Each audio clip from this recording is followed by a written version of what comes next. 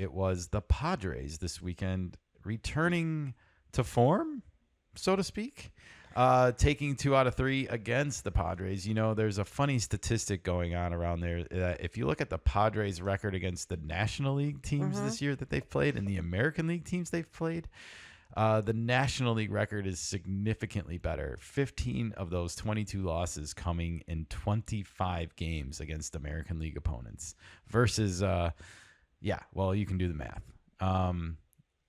Wow. That's crazy. I wonder Yes. how that played out, honestly. It just happened. Well, they are 19-7 now against the National League and 10-15 against the American League. So quite a difference a league makes, It's a long season. so to speak. It is a long season, but this was definitely something that the Padres needed. They got swept at home last weekend by the Mariners in the stupid Vetter Cup series. And then they got swept north of the border in Canada by the Blue Jays, and that was ugly. Dare I say fugly? It was fugly. It was awful. And then we go to Atlanta, and they're getting their guy back, Ronald Acuna Jr., and he smacks a home run in the first at bat of his game back, and you're just like, oh, here we go. Yep. Not to be. The Padres come through. They prevail somehow. They win 2 out of these 3 games, despite the fact that Fernando Tatis has not found it yet at the plate. He is in one of the worst prolonged slumps I've ever seen him in. Spoiler alert, he did not make the cold list, and I really thought he was going to. He did. I was actually kind of looking forward to making the screenshot and tagging him and being like, what is up with this, Fernando? You should. Direct message. What's up? Unfortunately, I wish Fernando's slumping at the plate was the biggest story going on in the Padres world, but it's not. And that is because Michael King, if you look at the next tweet, Nika, was scratched from his start due to right shoulder stiffness on Saturday. And this was alarming to read at first. Bullpen game for the Padres. Sean Reynolds will start. And then the next tweet comes out a little bit later. The word is that Michael King slept on his shoulder awkwardly. He was experiencing shoulder stiffness today. The Padres do not believe there is any long-term issue, but decided it was better if King did not start. Well, of course. When you sleep wrong, you know how things are with your neck and your shoulder. It's hard to move. I think this is something like 99% of human beings have experienced in their life, sleeping on the old pillow wrong. And, I'm actually surprised we don't hear more stories like this from players, like when you're going from hotel to hotel to hotel and like you get a pillow that you're not expecting or something. If I were a Major League Baseball player, like bringing my own pillow might be a part of my regimen. Maybe they do. Who knows? Yeah, maybe they do. I'd be curious to learn about stuff like that. But so when I read this, obviously I felt a little bit better. However, now the next day, the Padres placed Michael King on the 15-day IL with right shoulder inflammation. Now, this is retroactive to May 22nd. And they recalled right-handed pitcher David Morgan from AAA El Paso. So anyhow, the 15-day IL thing is a little bit scary, Nika. And we're kind of entering a little bit of a critical stretch for the Padres here because this homestand this week becomes pretty vitally important. And we're gonna flip the picture here to this is the May schedule, as you can see here, and the Padres are currently 10-11 in the month of May, thanks to that big 6-game losing streak you can see in the middle there against Seattle and Toronto. So now all of a sudden these games at home against the Marlins and the Pirates, teams that you should beat, like it feels like, oh man, you want to get back to 10 games over 500. You're 29-22 right now, so in order to do that, you have to go 5-1 or even 6-0 on this homestand. It's certainly possible, but they have to face Ryan Weathers tonight, their old friend who is like reformed and refound himself. He's been pitching really well, and he, there was never any promise that he wouldn't. Yeah.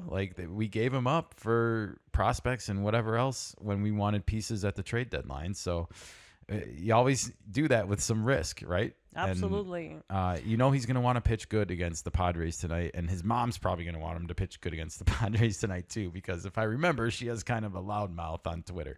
Because he comes from a baseball family. His does. father played. Yes, David Weathers, I believe is his name. That, yeah. He actually had some baseball cards in my era. So, okay. Certainly when I heard that, it clicked almost immediately. The things you remember from sorting baseball cards in the junk wax era, everybody. But yeah, and then we get Sandy Alcantara on Wednesday, and it's only sooner or later before he finds it again, probably, even though he's been getting rocked by everyone. Like, nothing like a game against the Padres to make you look like an ace again, right?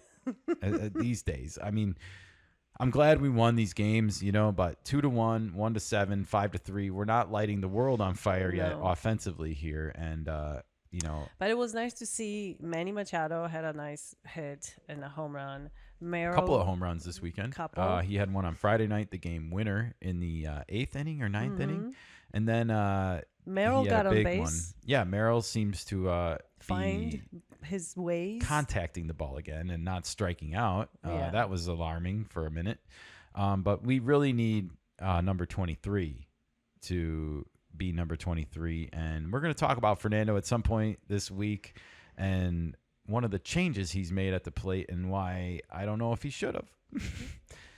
Okay. But I want to flip the calendar really quick to June before we move on, because as you can see, after that Pirates game on Sunday, the homestand ends, things are going to get a little hairy, everybody. Ooh. 4 games in San Francisco, followed up by 3 games in Milwaukee, and then 3 games back at home at Petco Park against the Dodgers of LA. The first time we face the Blue Menace this year from LA. So that's just that's a big, we don't have a day off either from that Pirates series until the end of that Dodgers series. So we got 2 home series bookending a 7-game road trip. That's 13 games straight without a day off. That's similar to what the Cubs had going on. And then finally we get the 12th off before we have 2 big road series against Arizona and then LA again at their place. So it's going to be a sweaty month of June baseball, whether you're a Cubs fan or a Padres fan. And if you're both like us, man, you better get extra buckets, extra towels. Better get extra exercise in just to manage your own stress levels. There's going to be a lot of stress. There is. It's going to get sweaty. But it's to be expected. We know that there's no easy games anymore in baseball. Boy, oh boy. Then I see the Royals, who are improved. They started the season poorly, but they thanks to 9-game winning streak, they got right back into things. Then we play Washington at home, and I just got to always warn about Washington because they have a lot of former Padres that are probably going to want to play good. And then Reds and Phillies on the road at the end of June. So it is not easy. Not easy if you're a Cubs or a Padres schedule watcher. Well, we knew this. The summer's going to heat up. The bats should heat up as well. So let's go. Yes. Nika's ready for it. I hope the Padres are ready for it. Yeah. So, yeah, let's the number one thing we need to do is get Fernando hitting healthy. I did see on the betting markets today, and I didn't screen grab it because I'm not supposed to chase stories because we fall behind so quickly over here. It's just Nika and I. But I did see on the betting markets that Fernando is predicted on a couple of different betting markets to hit home run tonight. Which betting markets are we talking about here? Just the ones I see on Twitter. So it's mostly... I'm not like scanning the bookies. It's like the casino stuff, right? From Vegas. Yeah, it's just the odds. Okay. He has good odds today for hitting a home run. So all right. I just hope he didn't see that so he doesn't start swinging for the fences, because that's when I feel like he gets in trouble. Well, maybe get caught off from social media altogether before games. Stop thinking so much and hit the ball hard somewhere, damn it. Opposite field? I don't care. Middle? Wherever it's pitched. Like, yeah. we're gonna get into it this week. I promise. Today's not the day.